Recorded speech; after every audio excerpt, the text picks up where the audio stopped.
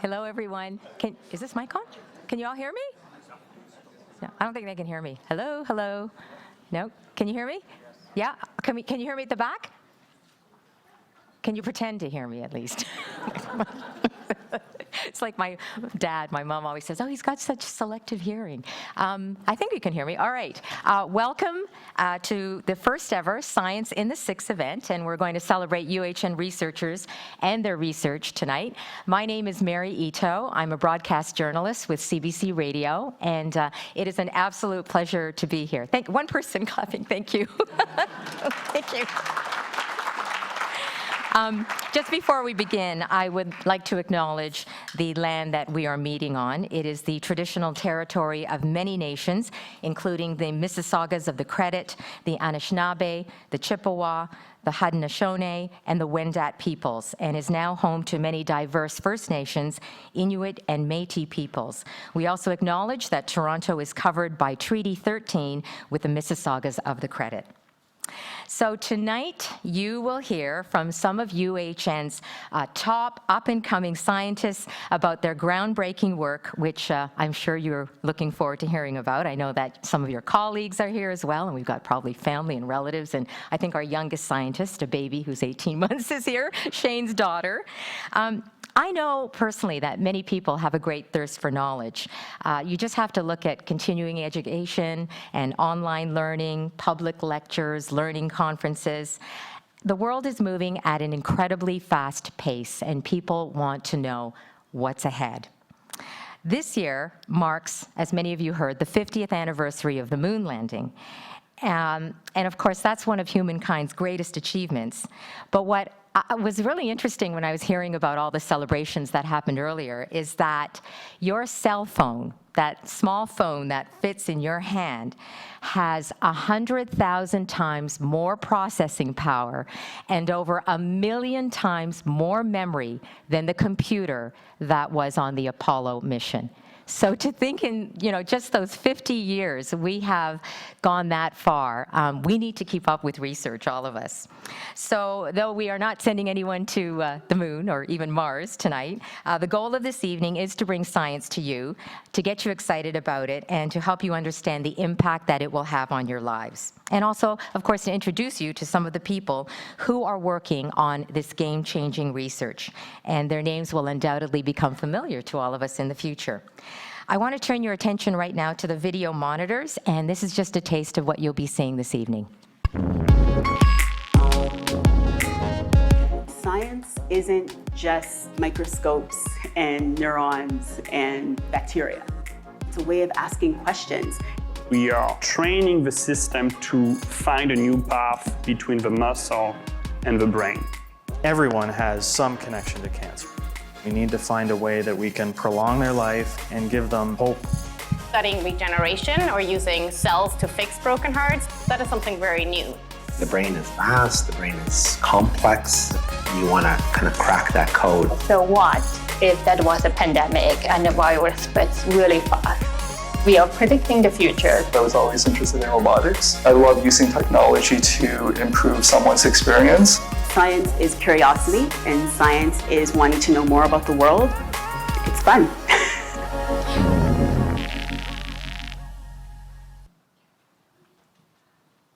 Hey, very nice, very nice. Okay, just before we get started with our researchers, just a few quick things to note. We are live streaming tonight, so if anyone could not make it and you want to let them know, please do that. They can go to UHN's Twitter account and you can click on the link to watch remotely. Also, this is a phone-friendly event. However, please make sure the volume is turned down on your phone.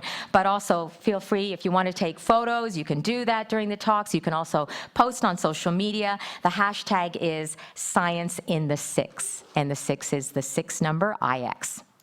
And lastly, if you have any questions for our scientists, there won't be any time during the talks themselves, but you can speak to each of them at the end. And if you'd like to reach out and connect with any of the speakers at a later date, then you can find contact information for UHN Public Affairs, and it's at the back of the brochure that we handed out. Right now, I would like to call up Dr. Kevin Smith, who is President and CEO of UHN. He'd like to say a few words about our keynote, and he's a really fun guy. Thank you, Mary.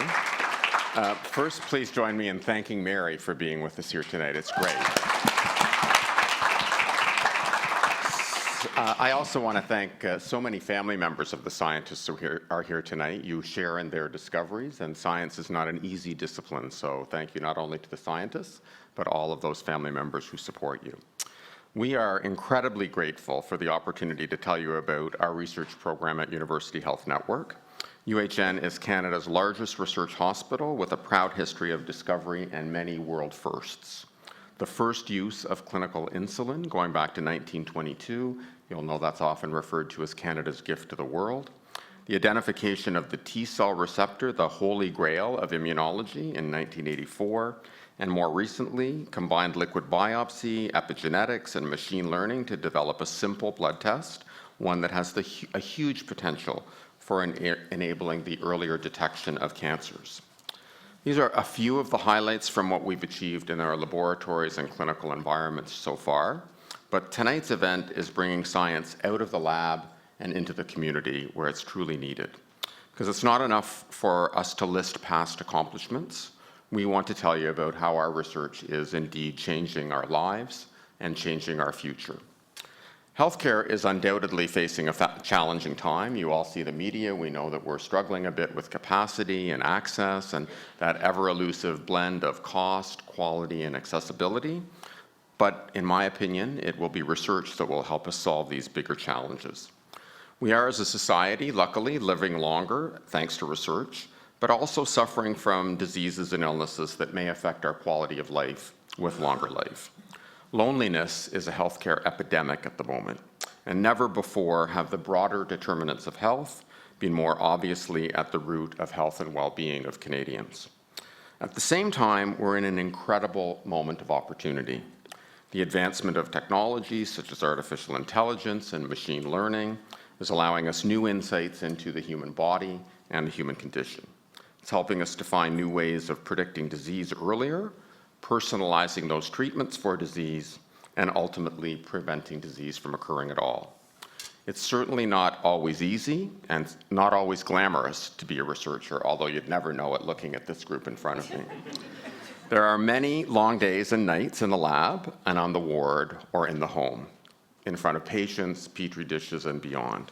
It's painstaking and often frustrating work. And remember, the first rule of science is the null hypothesis, proving it doesn't work. It's also hugely rewarding, and I know you're going to hear and see that from these remarkable scientists. They have an intrinsic love of science and a passion for answering important questions. Sometimes they might seem obscure questions, but it's only in retrospect that we often discover that these are life-changing questions. Tonight is a unique opportunity to introduce you to the next generation of UHN scientists dedicated to truly creating a healthier world. Our speakers tonight are working on game-changing research and technology that one day will help eliminate cancer, will assist people with spinal cord injuries to achieve a greater level of independence and mobility, and allow those with neurological illness to live symptom-free. These scientists are our future, and their work will impact the future of Canada. To find new treatments, we need to make discoveries. There is simply no other option, and it's people just like these that will make that happen. The science you'll hear about tonight also has the power and potential to evolve Canada's new knowledge-based economy. Balancing changes in our industrial and manufacturing economy, our future economy will be built on highly qualified personnel and translating scientific funding into benefits that could be commercialized, thereby creating new jobs and new opportunities for Canada and Canadians. Tonight's showcase is meant to bring this research out of our labs and at this stage to you. This is only a taste. We have so much more to share and look forward to doing so in the future. It's now my great pleasure to introduce to you tonight's keynote speaker, André Picard. André, as all of you know, is an award-winning journalist with the Globe and Mail, the author of 5 best-selling books, including Matters of Life and Death, Public Health Issues in Canada, and a past winner of the prestigious Michener Award for Meritorious Public Service in Journalism. With an election around the corner, it is especially timely to hear Andre's perspective on the role of science in society today. Please join me in welcoming Andre Picard.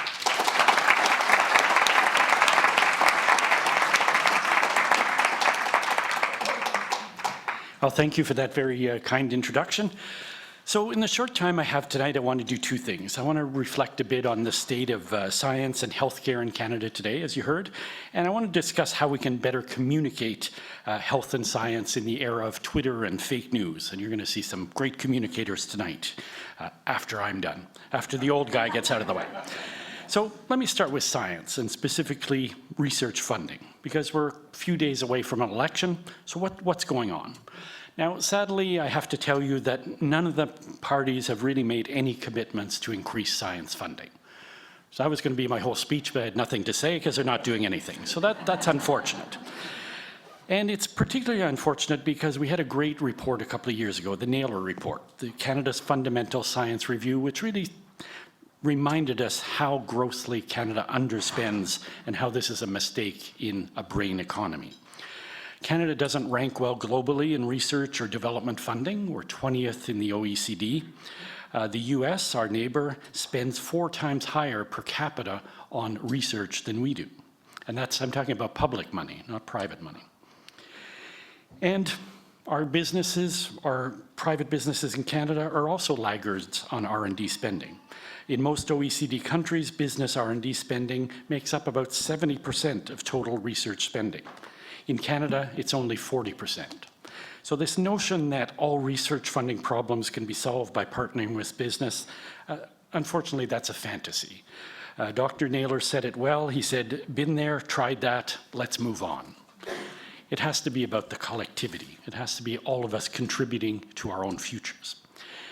Now, as you know, there are 3 major government bodies that provide funding for research in Canada. I'm not going to give their full names, I'll just give you their acronyms. So SSHRC, NSERC, CIHR, and there's a 4th, CFI.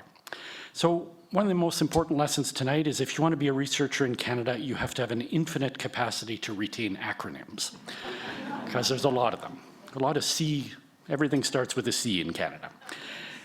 Now, the Naylor Report recommended that these 4 major bodies, funding bodies, be merged into a single one, and of course it has its own acronym, NACRI. And saying that, you know, our fundamental problem is that our research ecosystem is very poorly coordinated, much like our health system. So the big 4 science granting agencies receive about $3.5 billion in funding last year, and the Naylor Report recommended that increase to $4.8 billion. So a big increase, but not unaffordable. Now, a few minutes ago, I mentioned that none of the political parties had made any funding commitments to research, and that's unfortunate. But to be fair, I should mention that the Liberals, during their last term, have increased the Tri-Council budget significantly by about 25%. So that's notable, but that came after a very lean decade of the Harper years, where essentially funding went down. So we've got a lot of catching up to do, and we're not really doing it. Now, I know here you have a particular interest and specialization in neuroscience, so I should mention that the Liberals also invested $40 million additional last year in Brain Canada. And that's a reminder that there are many other smaller agencies, aside from the big 3 or 4, that do some interesting work. But again, there's probably some need for consolidation there. So in summary, what's going on in research? Well, business underinvests, and so does government. So what's left? Philanthropy. So Canadians give about $10 billion to charity each year. One of the books I wrote a few years back was about the state of charity in Canada. But that money, that's a significant amount, but it's spread out among 160,000 groups. So, you know, it's spread pretty thinly. We don't know exactly how much of that money goes to research, but it's certainly less than half, probably about the equivalent of what government spends. We do know that large philanthropic donations are important, but they tend to be directed at specific areas.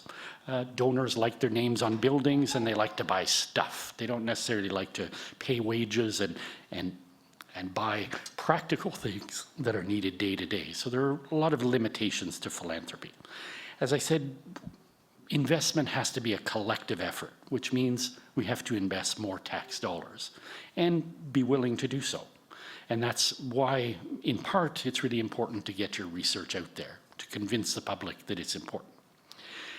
So I think that first part of my talk was sufficiently depressing, so I'll move on. Let's talk about healthcare a bit. So healthcare is of great interest to Canadians. Poll after poll says it's the #1 issue that we care about in this country. But what do we hear about it on the election campaign?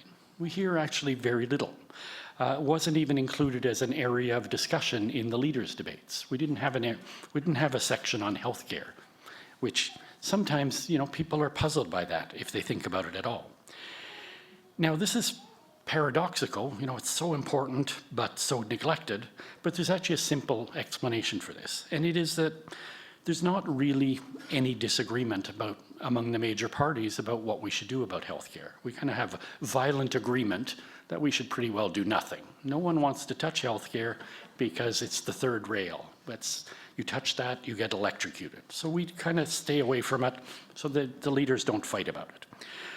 Every party, at least superficially, believes in Medicare. It's our national religion. Rah-rah, motherhood and apple pie in Canada is actually Medicare and Tommy Douglas. So there's no discussion except around the margins. One of the federal government's principal roles in healthcare is to transfer money to the provinces. So that's not very exciting to talk about or, to even debate. All the parties have committed to increase the funding transfers, which are about $40 billion currently. They've all committed to increase them by 3% annually. So again, no discussion, no debate. There is this time around some discussion of pharmacare, an issue that we've been debating in Canada for approximately 60 years. It's been ramped up a little bit recently, but again, we didn't hear about it in the leaders' debates except in passing. Mr. Singh made a passing reference to pharmacare. But how do we explain that? Again, the public is not too passionate about this, and the politicians don't have simple solutions, so it gets cast aside. Now, you may be surprised that I say the public's not interested, and it's because even though we have a system that's expensive and inefficient, we have 102 public drug plans in Canada and thousands of private drug plans, but the vast majority of people actually have drug insurance. Even though it's not well organized, most people make do, so don't get too excited about it. But there have been some promises out there. The Green Party has promised a massive national pharmacare program that would cost $27 billion in the first year. But we know that, the less a party has a chance of being elected, the more bold their promises are. So that's natural. Coming next is the NDP. They would spend a more modest $10 billion a year for pharmacare. So these are nice plans in theory, but realistically, I think we have to say it's not going to happen. Even the Liberals have promised a modest $6 billion for pharmacare over 4 years. So that's not going to do it. They say it's going to kickstart the discussion, and it would barely do that with $1 billion or so a year. So bottom line, I'm sad to say, we're probably going to be talking about this for a while longer. Now, the only other significant health-related promise from the parties is about opioids and overdoses. This is the worst public health crisis in Canada in generations. Again, it's not getting sufficient attention. One person dies every 2 hours in Canada of an opioids overdose. It's quite a stunning figure. So what are the parties promising? They're promising to do a little more of the same, a little bit of harm reduction, a little bit of treatment, a little bit of this and that. The Liberals have pledged $700 million more, the NDP $400 million, and the Conservatives a more modest $36 million. The Green Party, for its part, has promised to decriminalize all drugs, which is probably the most bold policy pronouncement, but again, the chances of it happening are slim to nil. And let me just note one last health issue on the campaign trail. In June, the Liberals released a dementia strategy. Again, this is of interest here. And it included $50 million over 5 years. So that's a start. But as advocates have said, the ask was for $50 million a year. So again, we tend to do half measures in Canada when we do act. And no party, to my knowledge, has pledged to do more. And I hosted recently an all-party debate on the dementia strategy, and nobody promised anything. So another depressing turn. So let me move to something more esoteric, so I won't depress you as much.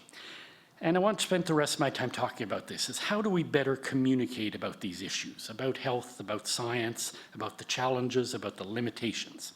How can you, or your scientists, researchers, clinicians, how can you convince governments, and by extension convince the public, to invest more and more smartly in these areas? Because I think the more smartly is the important part of the equation.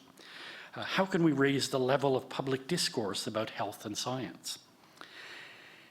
Now, as you know, in many ways, we're in the midst of a war on science, a war on truth, and it has a figurehead who happens to be the President of the United States. So one of the most powerful people in the world is an enemy of science. That's a sad reality today, and it says a lot about the state of the world. And we have growing numbers of people who don't believe in truth, in facts, in vaccines, in climate change, in evidence. And not all of them are because of the president. He's cashing in, he's speaking to a population that's already there. And why does this exist? And I think that's a really deep cultural phenomenon. I don't think it's about science, I think it's about culture. A lot of it is people who are feeling hopeless and lost and scared, and they're looking for things to cling to, and they're creating their own truths and their own realities. And that's not going to be an easy fix, but you have to try and do your part in that.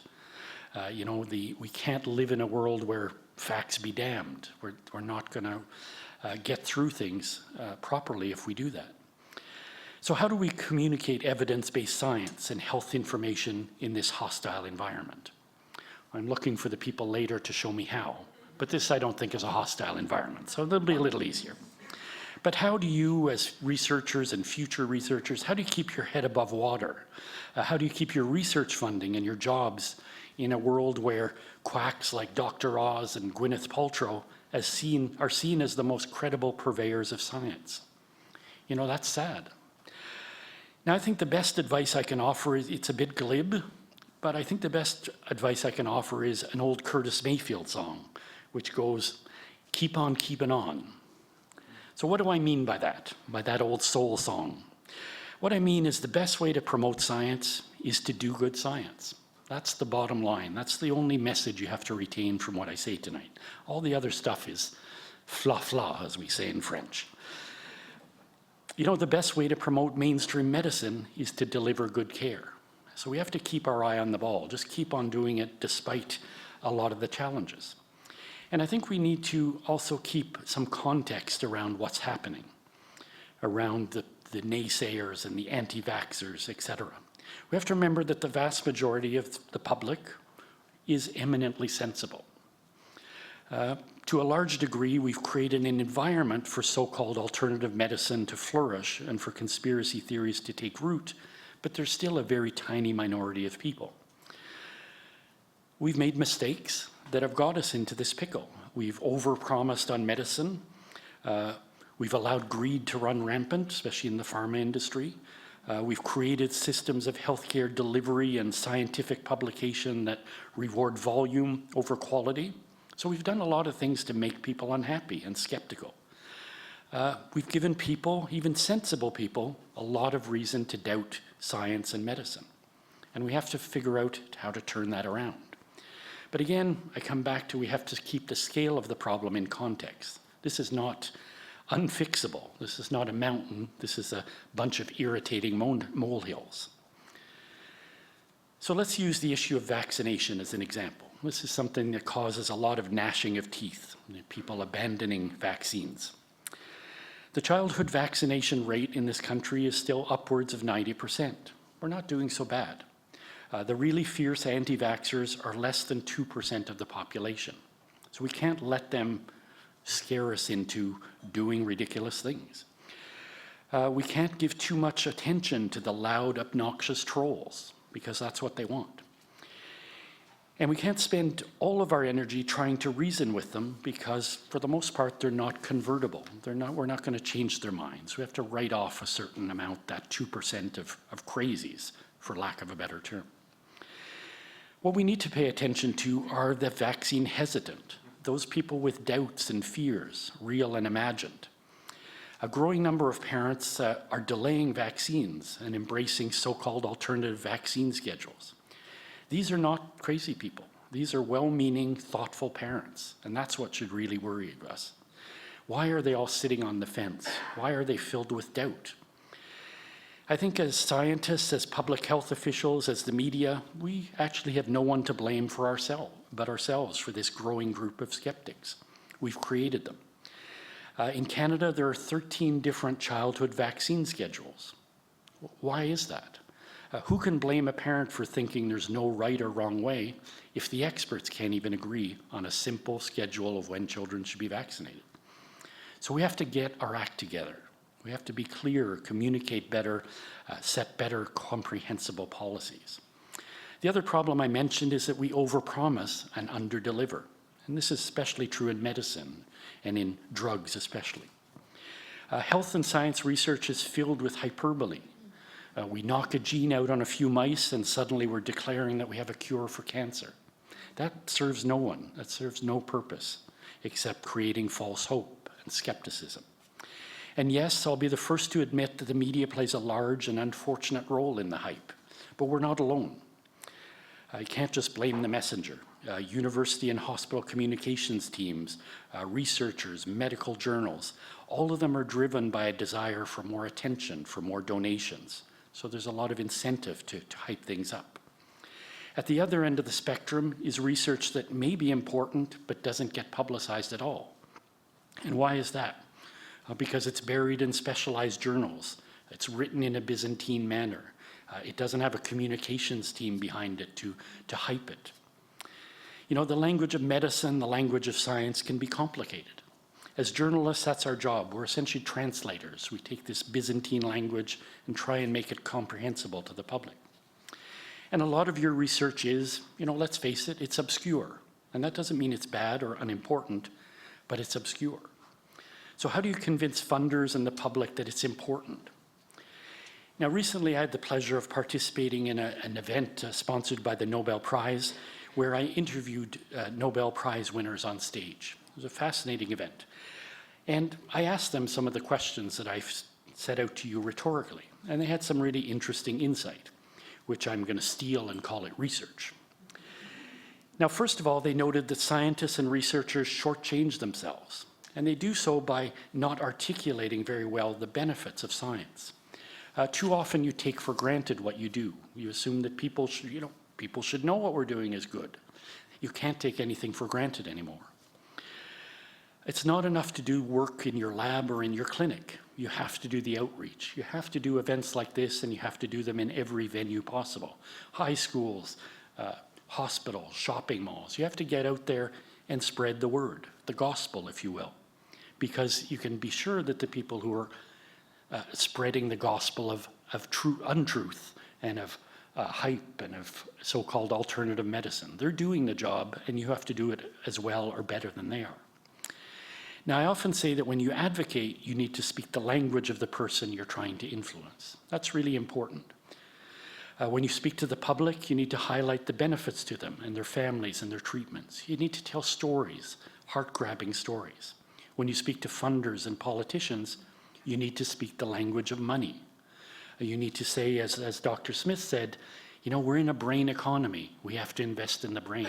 It's not enough to be cutting down trees anymore. Canada has to think a little smarter and a little further ahead. The reality is that science and health are tremendous economic drivers, and you don't talk about that enough. There are 1.2 million people employed in Canada's health system, one of the biggest employers in the country. That's stuff that politicians will pay attention to. You also have to fight back against disparaging, dismissive language. You know, we hear people say things like, oh, that's just curiosity-driven research. It's done in ivory towers. And that's not the kind of language you should accept. You know, there's no innovation, there's no product, there's no drug, there's no treatment that didn't begin with a question. Sometimes a mundane question. Everything you do is about finding a problem and trying to solve that problem. And we solve problems through curiosity. So that's how you have to fashion yourself. You're doing curiosity-driven research, but you're not doing it in ivory towers, and you're not doing it for nothing. You're doing it for people, for your families, for your neighbors. The reality is things don't happen, things quickly. In science is incremental, it's self-correcting over time. There's a long pipeline between understanding a basic principle and its application. One of the Nobel Prize winners I interviewed, it had been 25 years since his discovery, which got no attention. He found out how to put a little glowing protein into a worm. Ho-hum. He said he had, 5 people read the journal, that was it. Today, that glowing worm is used in every lab around the world. It's used for all kinds, it's used to make glow sticks. In fact, he mentioned the incredible, Ang Lee had come to him and used that as the basis for his Incredible Hulk movie, the glowing worm.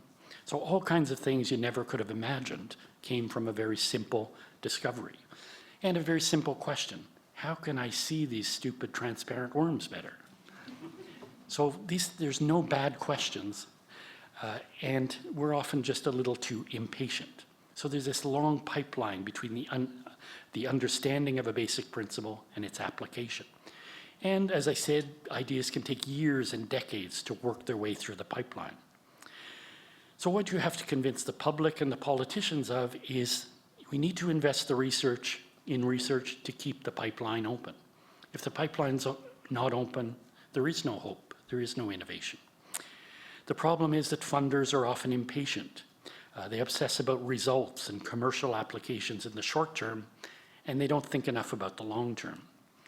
But every single, I think, important discovery has always started with some serendipity. You have to create an environment for learning and for asking questions. Now just imagine if we applied the logic of funders, of science funders, to other things in our lives, important things like sports. Now the Toronto Maple Leafs would have been disbanded long ago if they had the same criteria as scientists have. They haven't won a Stanley Cup since 1967. They have failed. Why should we fund them? Why should we buy tickets to their games? Well, it's because in sports, we hope against hope. And we should do in science too, because the payoffs are even greater. In science, there are many, many Stanley Cups and many teams better than the Leafs. I guess I shouldn't say that in Toronto, I'm from Montreal. Many teams better than the Habs. Sorry, I've got to correct my notes there. So instead of talking about curiosity-driven research, we should be talking about problem-solving research. That's what you want to do ultimately, is solve problems. And it's essentially what you do every day. You try and solve problems, big and small. And the best way to do that, again, is creating this environment where researchers can push boundaries, where they can exchange ideas, and where, very importantly, they can fail and still be rewarded for it, because failure is important. The most prosperous and groundbreaking companies in the world, the Apples, the Microsofts, they spend about 20% of all their revenues on research and development because they know it's important. They know they wouldn't exist without innovation. By contrast, in our health system, we spend about 1.5% of our revenue on research. So are we surprised that there isn't a lot of innovation?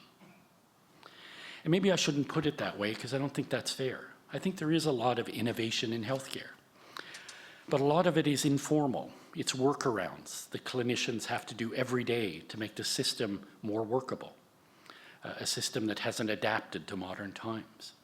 The big problem we have in healthcare is not lack of innovation, it's lack of implementation. We have many successes and we fail to embrace them and to scale them up. As someone who's been writing about healthcare for more than 3 decades, that's my biggest frustration. Knowing that we've solved every problem we have 10 times over in pilot projects, but we fail to scale up what works, and it's frustrating. We're terribly fearful of failure. In private enterprise, researchers fail repeatedly every single day, and that's okay, because that's the only way you can learn, is by making a mistake, correcting it, and finding a better way. Now, my time's almost up, so I want to touch on two last questions before I wrap up. I want to come back to the issue of communication again. So as a journalist, when I write about research, when my colleagues write about research, we give the conclusion first, and then we give the explanations. As researchers, you tend to give explanations first, and then by the time we get to the conclusion, sometimes we're asleep. Let's be honest. I read a lot of medical journals, and they're a slog. Now, you should be able to give a sense of your research in an elevator pitch, or in a Twitter-length soundbite, or in a TED Talk. And that's your challenge. You have to do that over and over again. And I don't want to hear people say that that's dumbing down, because it isn't. It's the opposite of dumbing down. Leonardo da Vinci, one of the greatest minds of all time, said, "Simplicity is the ultimate sophistication." And that's true. The best researchers can explain their research very, very succinctly. Now, today I've been speaking about amplifying your voice. How do you do that? How do you get science to the public? How do you get attention? How do you get money? But I want to say that simply amplifying the same old voices isn't sufficient.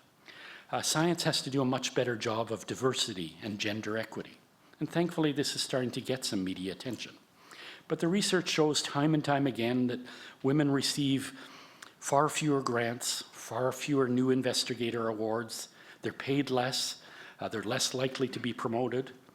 I saw a study recently that said 40% of all panels at science conferences are men only. Now there's a Twitter hashtag, #NoMoreManels, that it was created to call this out. Now it's funny, but it's a real problem. It's a significant problem. Young women, like my daughter just graduated in neuroscience, and I get choked up at the very thought, my little baby.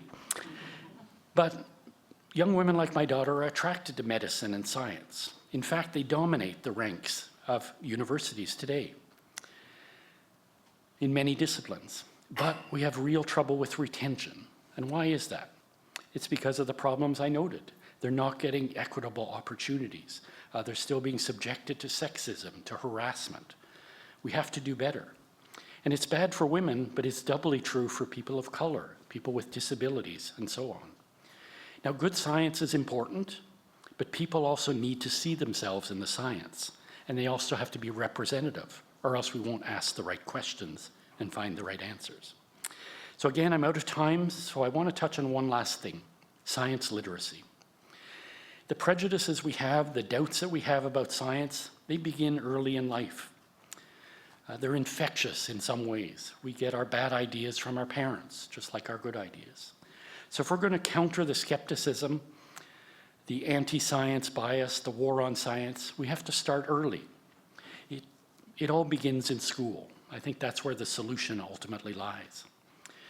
We have to give children the tools to separate sense from nonsense. We have to teach them how to navigate this awful new digital world where anything is out there and they have to figure out what's true. We have to make science fun, not dreary. I know when I studied science in school, it was awful. It's better now, but it could be much better. When I meet Nobel Prize winners like Canadians like Donna Strickland and Art MacDonald, what strikes me is just how much they love what they do.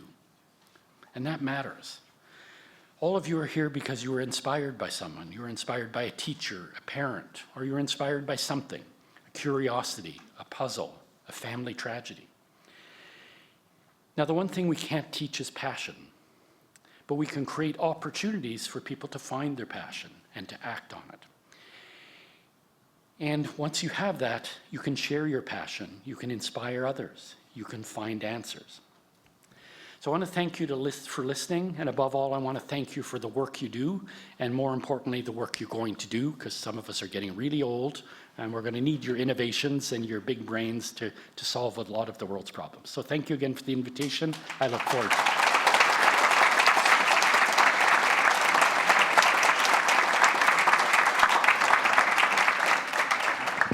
Thank you very much, Andre. Wow, there was so much to think about. You covered such a huge range of topics. Not surprised, though. I mean, it was, like your columns, very knowledge-rich and wise. And I do like the summaries that you provided on such important aspects of healthcare. Particularly, too, I did like, if I can call it, your call to action. Which is what he was doing, right? It's a call to action for scientists. Do good science, right? Keep it simple and spread the message. That is so important today. You need to spread the message, as he was saying, in places like this, in shopping malls, in conference halls, wherever you can. So thank you so much. And by the way, I should say too, it really struck home when you talked at the beginning about research funding. The reason my husband is not here today is because he's working on a grant. And he'll probably be up all night working on that grant. I was waiting for you to say, though, I don't know, he quoted me a stat, and tell me if this is true. I think he said that it's only about 5% of scientists who apply for funding actually get it. Is it about 5%, 5 to 10? Not much more, yeah. Oh dear. Anyway, my fingers are crossed for him. But he works for Mount Sinai. Okay, moving on. That was a great kickoff to the evening, though. I'm really very inspirational. Right now, we are going to talk about the scientists you're talking about, the young up-and-coming scientists. We have 7 speakers tonight, and they are each going to give that 3-minute elevator pitch. And it's meant to inform you, it's meant to engage everybody here about their work, to give you a good sense of it. And as I introduce each speaker, please watch the video monitors for a short introduction, and then that'll be followed by the presentations. So let's begin. First up, I'd like to introduce Dr. Stephanie Pratt, who is a scientist with the McEwen Stem Cell Institute at UHN. Stephanie's research focuses on creating pacemaker cells from the heart, and they will be able to help a human heart beat regularly and naturally on its own, as an alternative to electronic pacemakers. In her spare time, Stephanie uses her own heart to enjoy running, yoga, and yes, working even more. And you can watch the video monitors now for more on what motivated Stephanie to become a scientist. So growing up in Germany, I was always interested in science. And then I went to a school trip, which was really interesting. We went to a Max Planck Institute, which was in the neighboring city. And that's where they do a lot of different kind of science. But one of the experiments we got to see there, or the models that they use, are the axolotls, which are the animals that can regenerate, which means if you can cut off an arm or a tail, they can actually regrow that. If you're not a scientist, you're seeing that as a school kid, you're like, wow, this just blew my mind. Like, this can be actually a job, trying to figure out how to regrow organs, and that's how I really got inspired to do science. But I always had a bit of an interest in not just doing biology, but I also was into physics, and I wanted something that's a little bit more inspiring. And the heart has electric activity, so you have your physics. It is a very functional organ, and well, it is required to live. Found a lot of labs that were interested in heart research, but more basic heart research, but really studying regeneration or using cells to fix broken hearts. That is something very new. The exciting thing is, I'm just starting out. I have a whole career ahead of me. I have like 30 years of work ahead of me that I can spend doing research, and my goal is to eventually, hopefully, have made a cell type and to really develop the biological pacemaker that can go into people one day.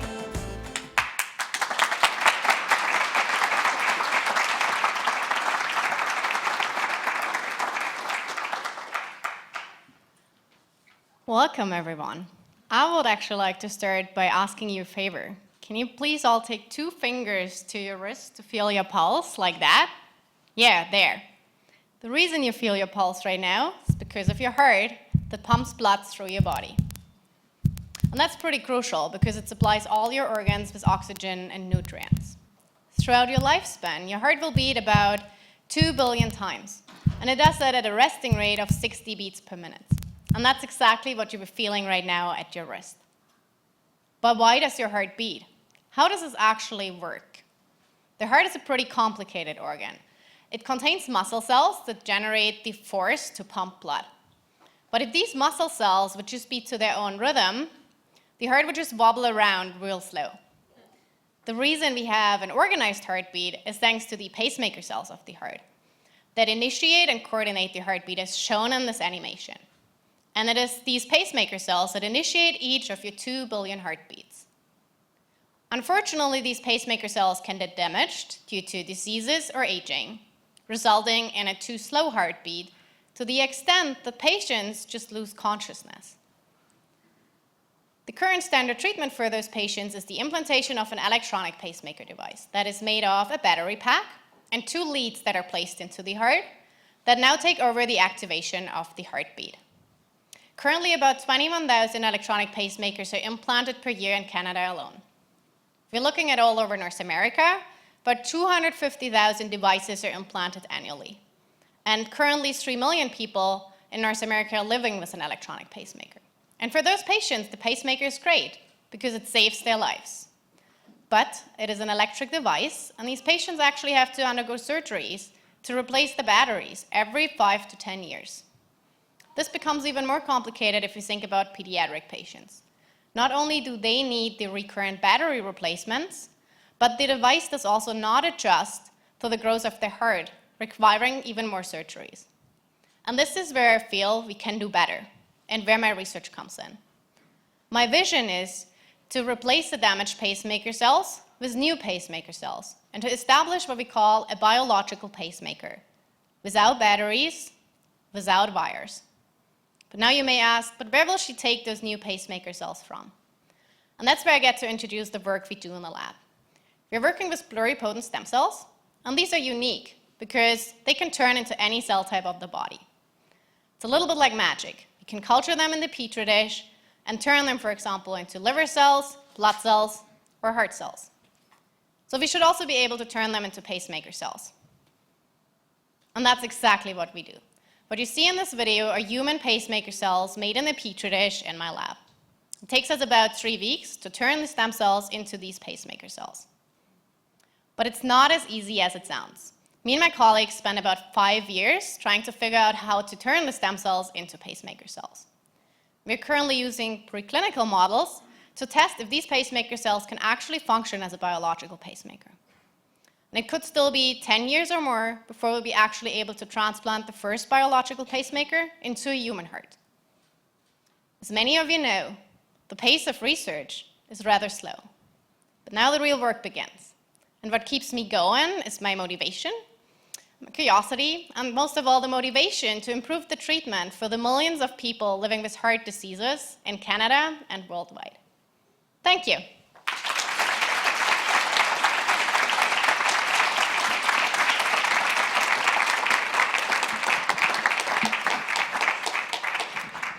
Stephanie, I'd like more brain cells. If you could work on that, that would help me. Yeah. That was great. That was great. Okay, that's just a sample of what's in store tonight. Wonderful, wonderful presentation. Up next is Dr. Bastian Moineau. Bastian has been a postdoctoral fellow with the KITE Research Institute at Toronto Rehab. I'm assuming KITE is an acronym, not actually a kite, which is part of UHN since January 2016. One of his favorite quotes comes from Mark Twain. They did not know it was impossible, so they did it, which I guess is a much smarter way of saying ignorance is bliss. And that fits perfectly with his focus on developing technology for people with spinal cord injury and stroke to help them regain mobility and independence. It's been about 8 years now that I've been doing research. It's really something I've grown into as I was doing my training. I worked a lot with people who had had a stroke. As I was doing mostly clinical work, I still had this pull of I kind of miss research. I'd like to do more. And that's when I started looking for a postdoctoral position. I arrived in Toronto in 2016 and started working on this amazing technology. FES, which is a functional electrical stimulation, is a technique to make muscles that are weak or paralyzed to make those muscles contract, to try to recreate movement. The textile itself can conduct electricity because it's made of a yarn that can conduct electricity. So it's really this idea of assistive stimulation. The reason I'm so passionate about this technology is that this could be really groundbreaking in the rehab world.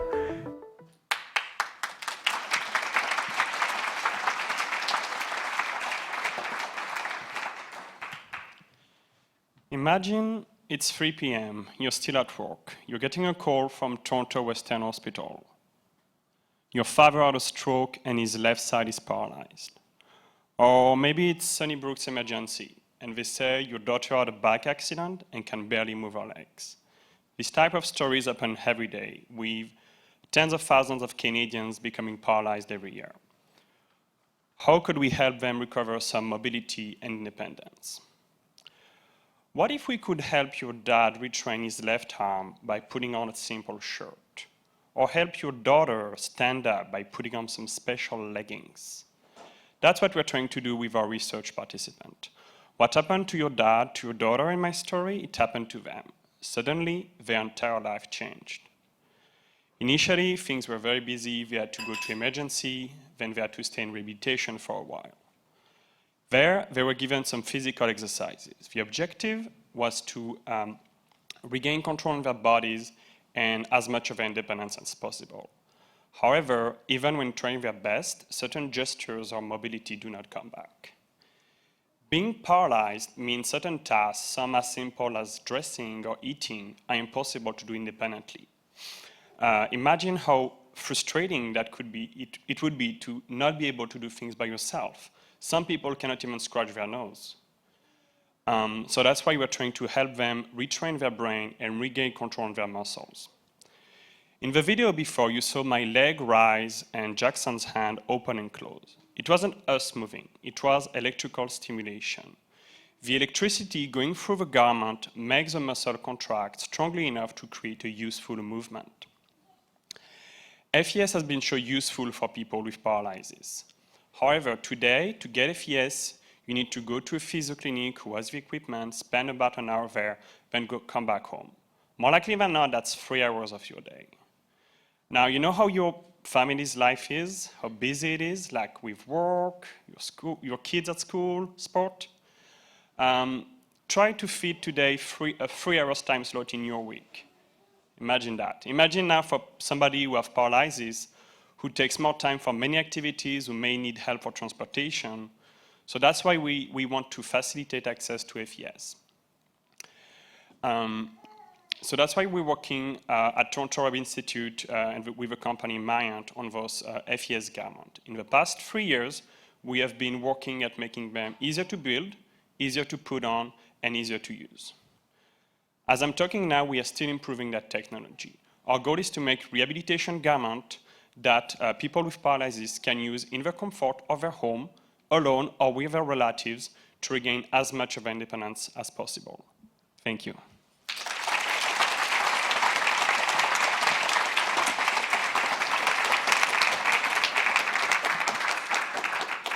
Wow, that's amazing. Thank you, Bastian. I had not heard about that. It's clothing, right? It's just clothing that you put on that allows you this mobility. That's amazing. Good luck with your work. All right, our next speaker is Dr. Shane Harding, a scientist with the Princess Margaret Cancer Centre at UHN. Shane's lab studies fundamental aspects of DNA damage repair. He's especially interested in how radiation can be combined with immunotherapy to improve both of those treatments, and also, very important, help reduce side effects for cancer patients.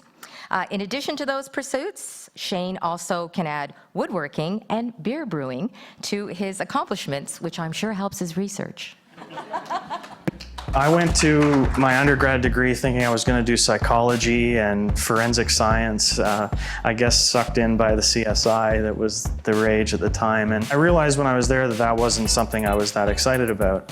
But I was excited about how cells work at the very fundamental level, and was introduced to DNA damage responses, so how the cell maintains its information and how when that changes, that can cause cancer development. My lab studies fundamental aspects of DNA damage repair. We're especially interested in how radiation can be combined with immunotherapy to improve both of those treatments in patients. It's as exciting to me now as it was as a naive person at the time when I was watching those shows to see what science can do and what's possible in the lab. Ready, set, ride! So when I did the ride to conquer cancer this year, it's a really motivational experience when you see former patients that are riding, that are thanking you on the ride, and you explain that you're a scientist and that this is sort of what you've dedicated your life to. Everyone has some connection to cancer, whether it's a direct family member or a close friend. There's always someone in your life that has suffered from the disease. We need to find a way that we can prolong their life, and not only prolong their life, but prolong their quality life and give them hope with tackling the disease and treatments that are effective for them. From my perspective, it's the biology that's really going to help us to make those advances.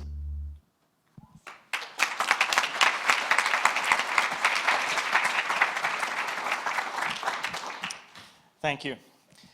I was a curious child. My father recounts a story about how at the end of a long day, I wanted to ask my mother another question. And she said to me, "Shane, I just don't think I can answer another question today." And my response to her was, "But Mom, if I don't ask questions, how will I ever learn?" As scientists, asking questions and doggedly pursuing the answers to those questions is fundamental to our process. It's how we learn. I'm going to tell you a little story about how asking these questions and the persistence in answering those questions can teach us something about how we treat a disease that will affect half of Canadians directly, and that disease is cancer. Our immune system is amazing. It can detect cancer in the body and eliminate it, but cancer is smart, and it finds ways to avoid the immune system and to hide from it. Immunotherapy is arguably the most important advance in cancer treatment in the last 50 years. And it unmasks the cancer and allows the immune system to see it again and eliminate it from the body. Unfortunately, on its own, immunotherapy, it doesn't work for all patients. My career and training has really focused on how radiation is used to kill cancer cells, and it does. About half of all cancer patients are treated with radiation with the intent to cure that patient. Unfortunately, like immunotherapy, that doesn't always work. But we asked, what if we were to combine radiation with immunotherapy? Could we make those treatments better? So we dedicated ourselves to this problem, and we found that radiation actually makes cells look like they're infected with a virus. And this is exactly what the immune system is meant to deal with. But unfortunately, as you recall, the cancer has hidden itself from the immune system. So we thought, let's add immunotherapy to that. So immunotherapy unmasks the cancer, and the radiation gives the immune system the kick it needs to eliminate that cancer from the body. Again, this doesn't work for all patients, and we're searching for reasons why. So in the lab, we showed that combining radiation with immunotherapy could make both of these treatments better and potentially bring this to more patients. We also think that this viral-like response from the radiation can trigger side effects to that therapy, and we're also searching for ways that we can mitigate this. Ultimately, our goal is to make the treatments better for patients and to minimize the side effects to improve their quality of life. This is our challenge in the lab today. 3 of my grandparents died of cancer. Of the 9 children in my father's family, 4 died with cancer, and 4 of the 5 alive today are cancer survivors. This is a testament to how far we've come, but how far we still have to go. My lab and I have dedicated ourselves to this problem because we think it's a way that we can help our families, our neighbors, and strangers. And along the way, we hope we can inspire the next generation of scientists. And when my daughter has asked me and her mother all of the questions we have the energy to ask and answer in a day, I hope she persists and looks for those answers herself. Thank you.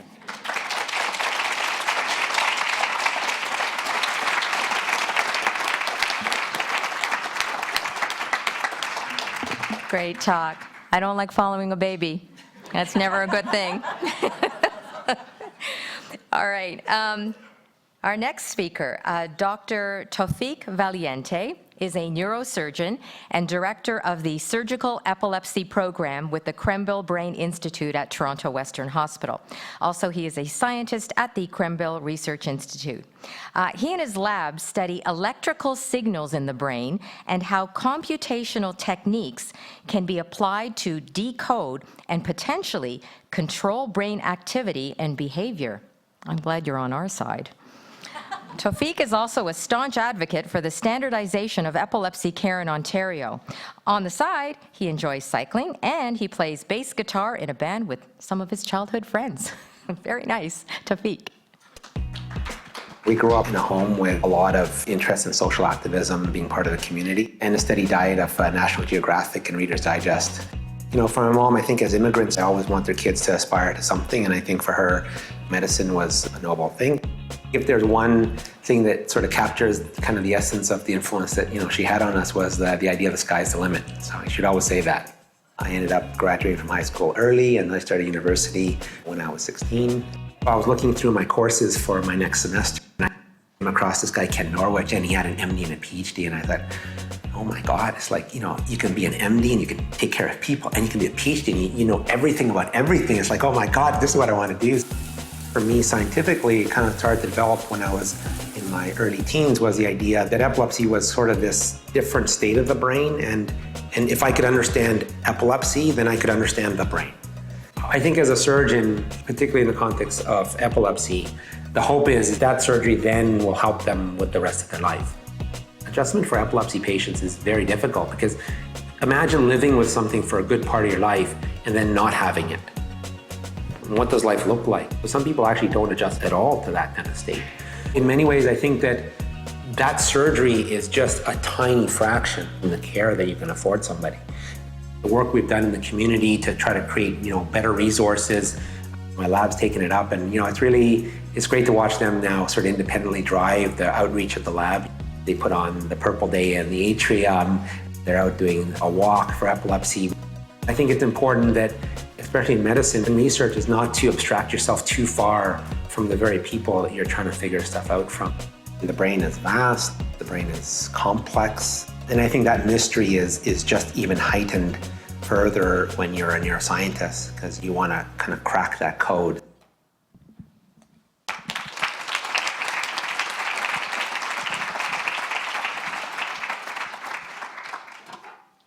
Okay, good evening, everybody. I didn't realize they're going to have diaper pictures about me, so. So I grew up on tons of science fiction, hours of Star Wars and Star Trek and the $6 Million Man. I just wanted to be part of that world. And, now as a neurosurgeon, as a neuroscientist, I have the absolute privilege to actually be part of that world. I've always wanted to understand the brain, and I've always wanted to understand epilepsy, because I felt that epilepsy, if I could understand epilepsy, I could understand the brain. Think of a seizure as a storm, an electrical storm within the brain. Individuals with epilepsy suffer from unpredictable seizures through much of their life.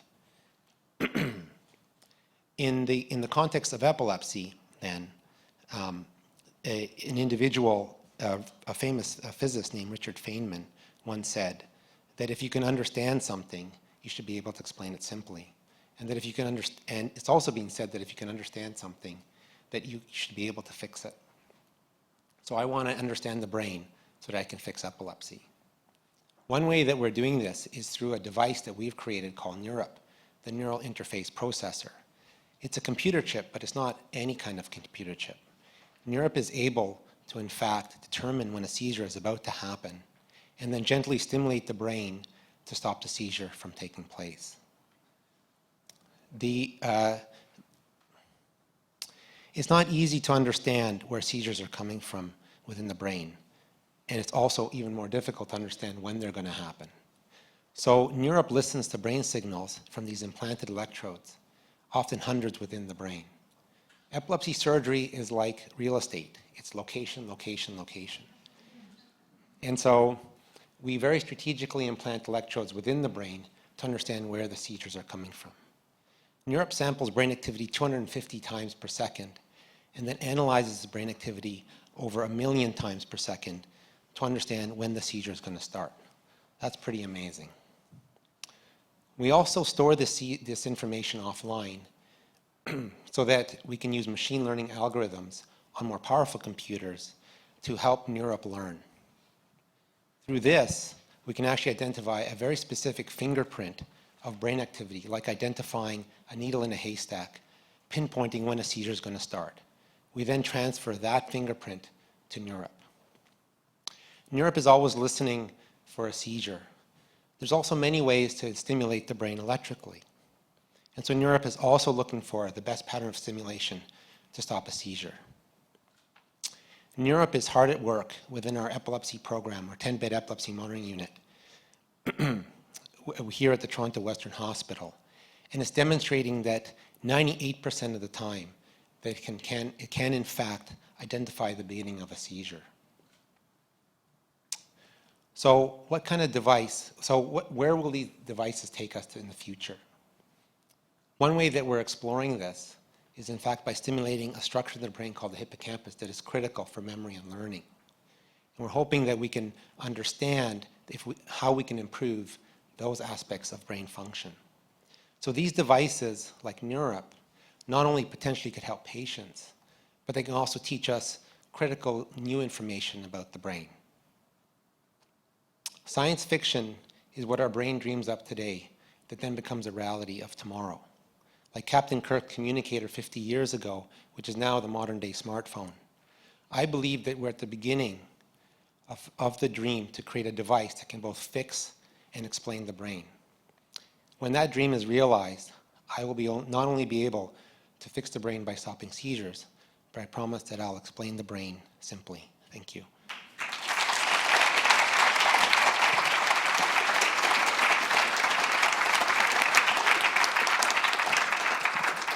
Thank you so much, Tafik. And of course, you'll come back here and explain it in 3 minutes when that happens. Okay, up next, Dr. Beata Sander holds a Canada Research Chair in Economics of Infectious Diseases and is also a scientist and director of Population Health Economics Research at the Toronto General Hospital Research Institute at UHN. She's a member of the National Advisory Committee on Immunizations and often provides scientific advice to governmental policymakers. As part of her commitment to global health initiatives, Beata also teaches a course on health economics at Addis Ababa University in Ethiopia. In her spare time, she likes to cheer on her favorite Toronto sports team. No, not the Raptors. The Toronto High Park Football Club, because her daughter plays there. I was always interested in global health, global development. So I did a master's in economics of development in Australia. During that time, I discovered health economics. Simulation modeling really helps in a way that you can try out all kinds of things that you may never be able to try in real life. For influenza, we know it's spreading by respiratory transmission. So what if that was a pandemic and the virus spreads really fast? Do we close schools and tell kids to stay home? Can we vaccinate everyone, or do we have to prioritize specific population groups? And so all those things we can try out in a model. The evidence we provide to decision makers leads to decisions that affect the entire population, so millions of people. I think it's just so humbling to think about the potential impact of your work.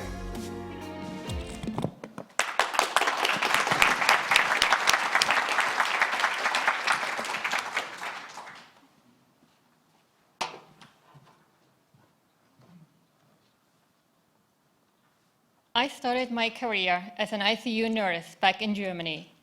I loved working with patients, and I loved the challenges of working in such a busy and dynamic environment. But I wanted to have a greater impact in the world.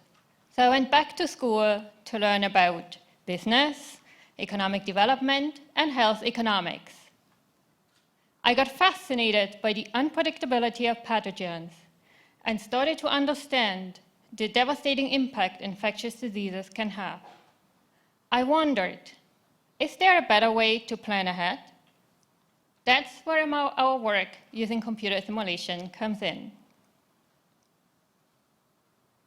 Oh, that was the wrong button. There are alerts every day, anytime, anywhere in the world, which may or may not result in the worldwide spread of a new disease, a pandemic. Between 2011 and 2018, the WHO tracked 1,483 epidemic events in 172 countries, some of which turned out to be devastating, like SARS, Zika, and Ebola. In 1918, an influenza pandemic infected 1/3 of the world's population, killing an estimated 50 million people. If a similar pandemic happened today, with a population 4 times larger and travel times anywhere in the world less than 36 hours, 50 to 80 million people could die. It could cause panic, disrupt national security, and seriously impact global economy, costing us $3 trillion. The poor would suffer the most. Imagine, somewhere halfway around the world, 60% of a town's population is sickened by a respiratory illness of unknown origin. The local government believes it to be due or caused by a seasonal influenza, so one patient tests positive for a novel influenza A virus. 2 babies died in the outbreak, but both were buried without testing. What if, within 2 weeks, there was widespread influenza activity in Canada? What if, in less than 3 months, over 50 countries were affected and over 600,000 people died, mostly young adults? What if there was no effective vaccine for another 6 months? The question is, are we ready? To answer this question, we use computer simulation to recreate reality, just like VR or video games such as SimCity. We recreate reality with all the elements that are important for solving the problems we are interested in.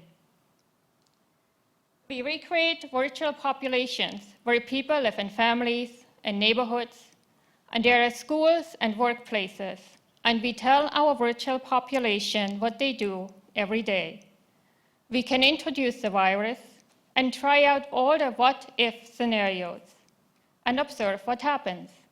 We can close schools. We can tell infected people to stay home. Do we have a vaccine? Can we vaccinate everyone, or do we need to prioritize specific population groups?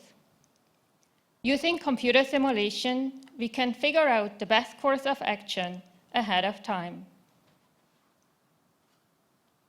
Our work informs policy decisions for millions of people, not only when planning for a pandemic, but also answering questions such as, should we publicly fund pneumococcal vaccines, or zoster vaccine for shingles, or seasonal influenza vaccine?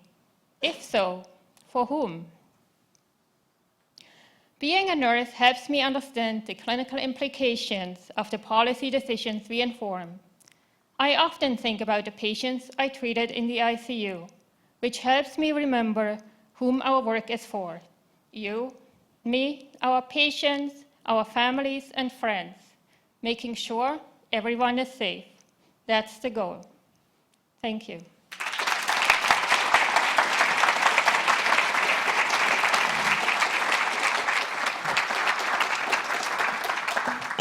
Thank you, Beata. What an interesting career trajectory you've had, going from ICU nurse to, a health economist. Up next, we have Jimmy Q. Jimmy Q, who is not a hairstylist or a fashion designer. No, with a name like that. No, Jimmy Q leads the Surgility, which I didn't even know was a word. Surgility, I'm not quite sure what that is, and augmented reality programs at TECNA, the Institute for the Advancement of Technology for Health at UHN. As an academic and engineer, Jimmy is passionate about developing engineering solutions to improve patient outcomes. His current research focuses on image-guided navigation technology to assist surgeons in the operating room. Outside of work, Jimmy actively participates in events across the Toronto tech and creative community, including Hacking Health Toronto, Tech for Good, Idea Boost, and the Foundry Music Festival. So I came to Canada when I was 9. In terms of English, I only knew 1, 2, 3, 4. I really fell in love with Canada as a country, and I appreciated the hardship that my parents faced. Both my parents are engineers by profession in China. My mom had to sacrifice a lot, starting over her career. I visited U of T in one of my high school summers for a lecture to learn about cybernetics and robotics. And that's what really captivated me to apply to University of Toronto. I remember my first job was a dishwasher at Golden Griddle, and all the money I had, I saved for books. In terms of transitioning to healthcare, I had a placement at Princess Margaret Hospital that was in the radiation physics department. And afterwards, my summers were always with the hospital.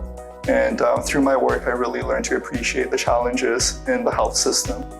Techna is a perfect fit in that I'm always learning new things. So I'm always challenged by new problems as well. The major thing that we are working on, especially with augmented reality, for example, is to better contextualize information. Deep down, I love using technology to improve someone's experience, and I think ultimately that's what I find joy in.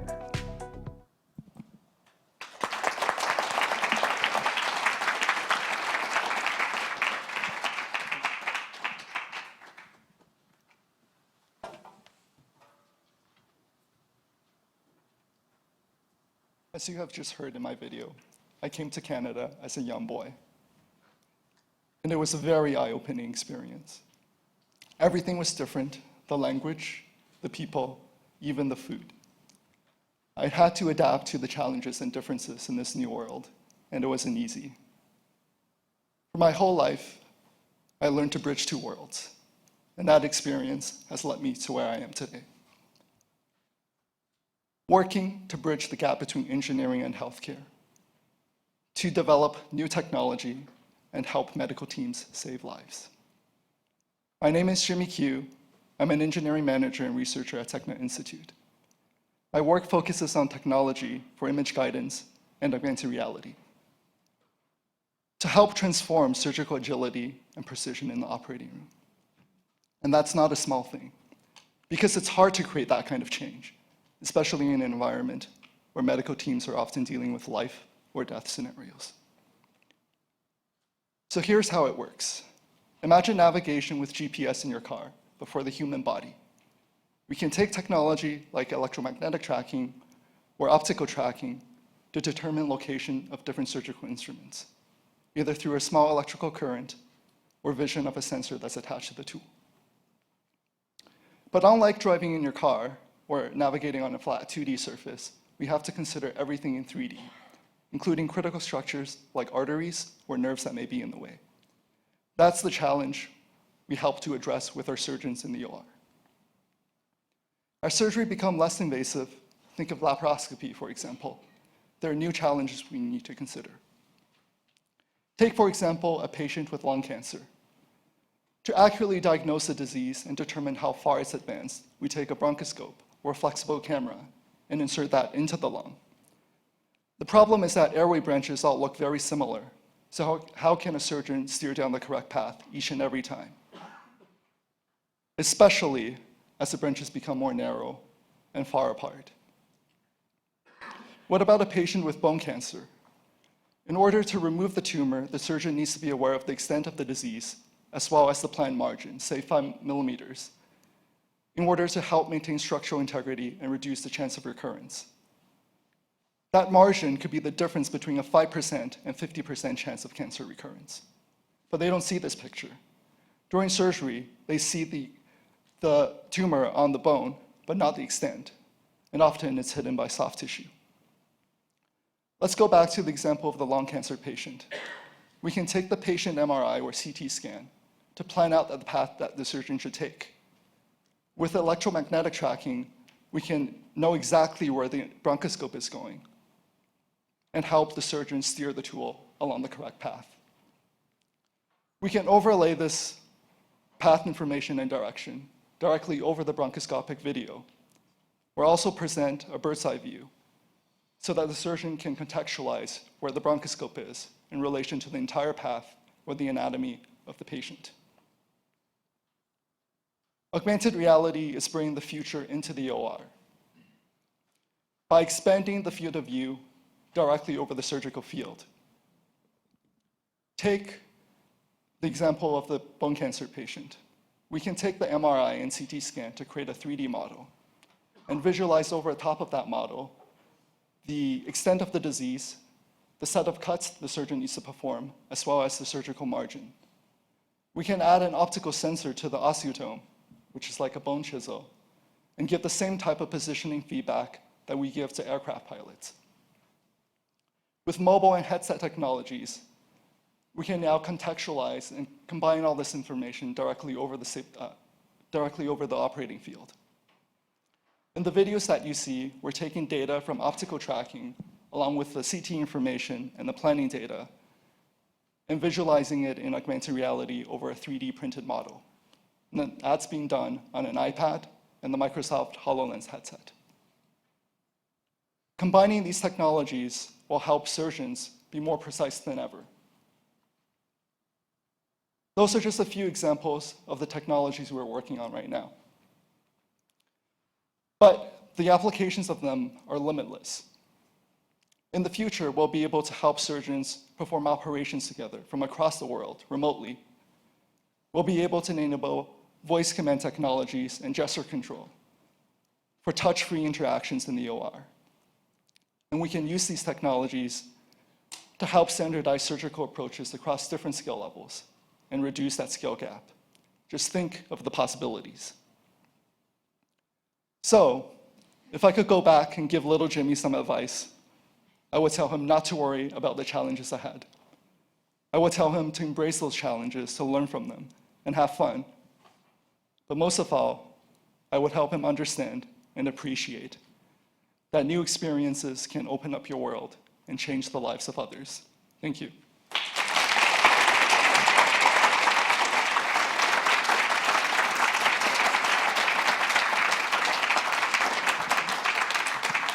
Thanks very much, Jimmy. That's fascinating.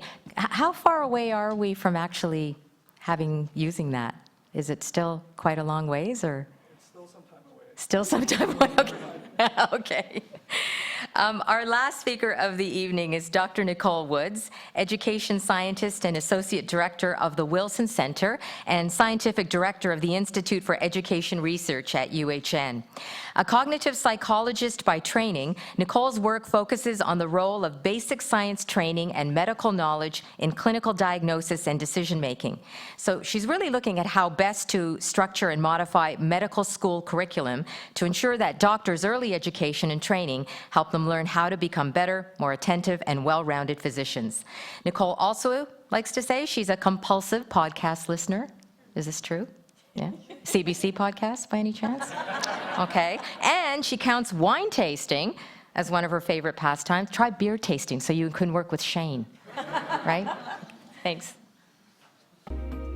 I grew up in Toronto, in the north end of the city, in a neighborhood that was really vibrant, and there were a lot of people of Caribbean descent and Indian descent. I'm sure a lot of my friends had parents who maybe went to university, but the idea about what you could be when you grew up was relatively limited. I wouldn't have imagined as a high school student or even as an early undergraduate that I could become a scientist. I actually thought I wasn't very good at science. And over time, what I realized is I just didn't know what science was.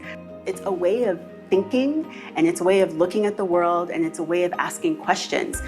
I'm an education scientist, and so a lot of people don't know what that is. But what it means is that I'm interested in understanding the science of learning, but also trying to figure out how we can take advantage of our understanding of the science of human learning to change, modify, and challenge our education system. So I'm trying to understand, how do people acquire all of this complex knowledge around medical diagnoses, treatment decisions? As far as I'm concerned, education is one of the most important areas of scientific discovery. The right type of education can change your entire life.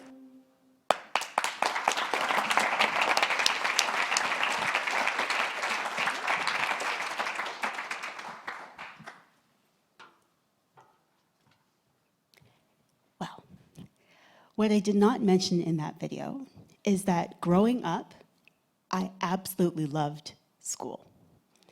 I mention it because my kids are here. I loved school. And I loved it particularly because I was good at it. You know, I followed the rules, I took the tests, I memorized the answers, I did all the things you were supposed to do. I realize looking back on it now that my world was just so small that it never dawned on me to question anything about it. I took for granted a lot of the things that I experienced in education. I never thought to ask, why do we learn the way we do? Why are they asking me all these questions? I never asked until one day I did. When I started university, an entire world of questions opened up for me. And I finally had the opportunity to ask why. Why do we learn this way? Why do we structure our system this way? And what kind of impact could we have on the system and on the world if we started to ask why? I'm going to tell you a story. This handsome man behind me is my handsome, handsome father. And a few years ago, he had a doctor's appointment. And he was told by his physician that he was going to have to go on a low-carb diet for a couple of weeks to prepare for a test that he was going to have to take. The physician gave him a list of foods that he should avoid, included beets and raisins, stuff like that. A couple days later, I was talking to him on the phone, and I said, "How's your diet going?" And I was shocked when he said, "It's going fine. I'm not eating anything on the list. I'm good." And I was like, "Well, what are you eating?" And he said, "Well, you know, I eat cassava and plantain and breadfruit." And some people are laughing probably because they're Caribbean. I will fill in everybody else. These are all carbs, all of them. It is all carbs. This, I would argue, is an education problem. But it's not a patient education problem. It's a physician education problem. Imagine the type of training that would have taken a physician to go beyond their understanding of biomedical science and would help them understand instead social sciences, social systems, cultural differences. Imagine how that interaction with my father would have been very, very different. Imagine an education system that would have trained the physician not to think of the 185-pound white male as the standard patient. An education system that prepares physicians to embrace variation as part of the routine would have produced a physician that knew my father needed a different list because 80-year-old Trinidadian men don't eat beets. This is what I want to understand and solve. This is the medical problem I want to solve as an education scientist. I want to take everything I know about cognitive psychology to understand medical cognition. I want to understand how physicians learn, how they make decisions, how they reason, how they problem solve, and use that to train them to think and reason and problem solve differently so that they can have an impact on patient care. And I happen to believe fundamentally that education matters a lot. And it matters more now than ever before. Our healthcare system is changing rapidly. We've heard a lot about how it's changing today. Medicine is changing rapidly. Patients are expecting to walk into the doctor's office and be guided through a process and a system. Physicians are not the gatekeepers of all knowledge. Those patients walking in have a lot of knowledge coming in, and they're asking their physicians to help them understand the world, not arbitrarily give them decisions. We need to change our education system to prepare future physicians to provide exceptional care in this changing landscape.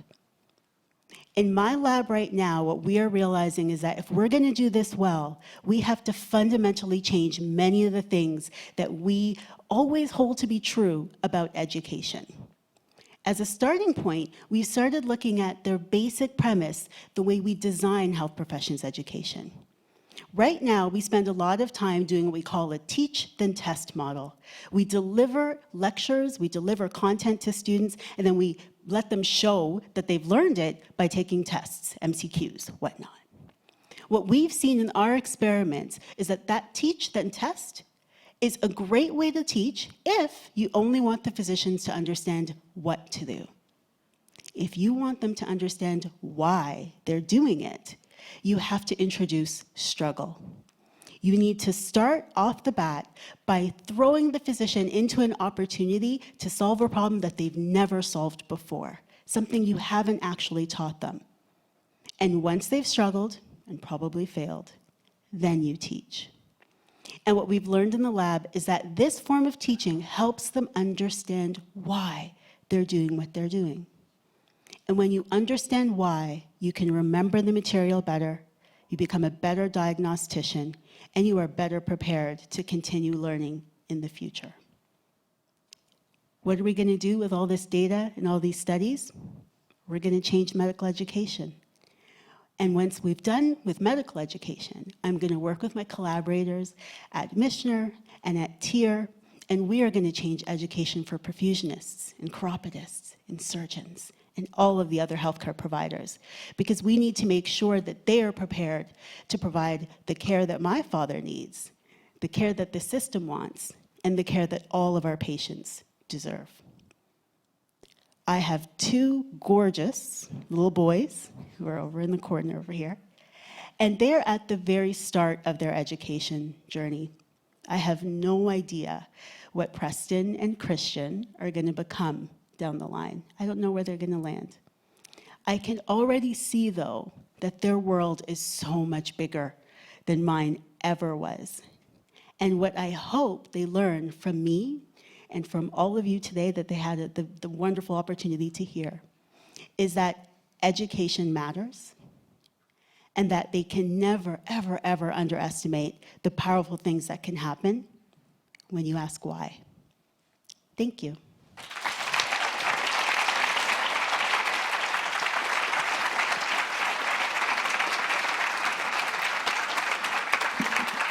Thank you, Nicole.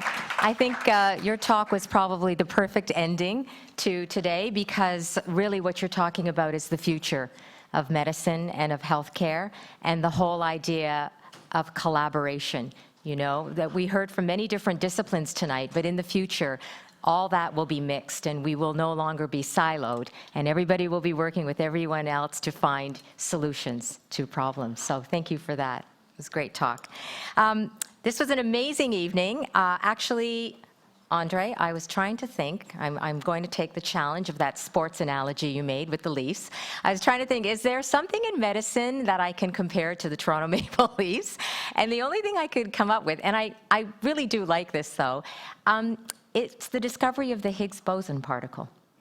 Because just as, you know, the Leafs is kind of like a religion with us, right? And people believe in it, and we really think they're going to win the Cup someday. My understanding of the Higgs boson was that it was like 50 years it took for that discovery, and millions, if not, I think it was billions of dollars poured into the research. It was just an idea, but people believed in it. They believed and poured all that money and all that time, and then it became true. But it could not have come true. But still people believed in that dream. So I love that story. You know, to me, I find it very noble, and you know, it's a dream that people chased. So maybe that'll give some of you some inspiration, and maybe it'll also give some funders some inspiration to support these dreams. I learned a lot tonight. I hope you did too. Just a reminder that we're going to have some cocktails and some snacks and mingling, and you can meet the scientists. But I would like to call all the presenters to join Dr. Smith, Dr. Waters, Andre, and myself on stage. At the end of this event. We'd like to take a group photo, but right now I'd like to call on Dr. Brad Waters, who's Executive Vice President of Science and Research at UHN, to make a few closing remarks.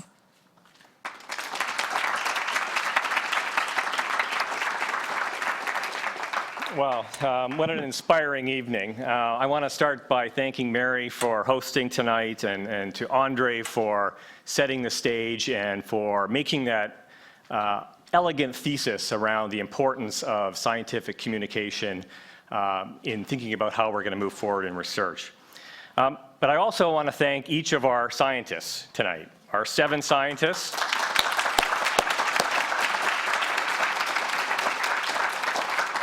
I think you'll agree that they represent the extent and diversity of our scientific talent at UHN. These are 7 individuals that come from different parts of the world. You hear about the different kinds of questions that they're tackling, the different areas of disease and health research going forward. And they've come tonight to present a little bit outside of their comfort zone. You know, Winston Churchill was asked one time to give some remarks at an event, and he was asked how long he would need to prepare. And he said, well, if you'd like me to speak for 5 minutes, I'll need 24 hours. If you'd like me to speak for an hour, I can start right now. And our scientists are a little bit the same way. We've asked them to speak 3 minutes tonight to a different audience, and they've needed about a week to prepare. But they've done a terrific job and a very inspiring evening, and I want to thank them for the work that you're doing every day, the passion you bring, and the potential that you bring to all of the community. And it is a critical time. You heard the situation that research is in very eloquently from Andre. We have a federal election coming up. We haven't heard a lot around the importance of moving the needle on healthcare, about the importance of research and driving it, about the place of Canada in the world on that zone. But you also see the potential tonight and the excitement and the success that is happening inside our environment in that potential. And so the theme of tonight is really about communication and scientific communication and the important role that's going to play going forward. Our voices are powerful together, and I encourage you to use them, to take what you hear tonight and to help amplify the conversation, to continue the communication to your neighbors, to your MPs, to your MPPs, and to everyone who plays a role in making decisions around where we want to move as a country. And so I'm going to leave you with this.